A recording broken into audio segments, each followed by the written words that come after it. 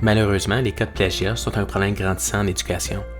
Trop souvent, lors de projets, des élèves tentent de prendre des raccourcis au lieu de faire le travail demandé. Par exemple, lors d'une évaluation sommative, il devrait être évident que tu ne puisses pas demander à un agent conversationnel d'effectuer le travail, car ceci serait une forme de plagiat. L'intelligence artificielle peut certainement t'aider à comprendre un concept. Lorsqu'il ne s'agit pas d'une évaluation sommative, c'est tout à fait le temps de profiter de l'information disponible pour parfaire tes connaissances.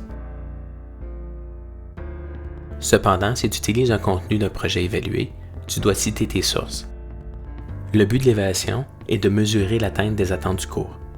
Afin de bien évaluer ton rendement et ainsi te permettre de progresser, tu dois toujours être transparent au sujet de ton processus de création.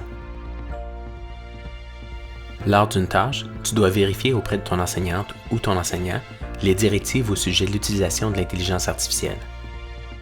Fais preuve de transparence quant à leur utilisation et cite correctement ses contributions. Et il faut toujours valider le contenu généré avec d'autres sources vérifiables. Les conséquences du plagiat peuvent être graves et selon la situation, une note de 0 peut être attribuée pour un travail qui n'est pas authentique. Pour bien réaliser tes travaux, assure-toi de bien comprendre le contenu. Reproduis des exemples inclus dans le cours et demande de l'aide au besoin. Lorsque tu complètes les exercices du cours, c'est tout à fait le temps de suivre des tutoriels, de faire des recherches sur Internet et d'utiliser l'intelligence artificielle pour parfaire tes connaissances. À l'évaluation sommative, tu dois plutôt mettre en application tes connaissances apprises.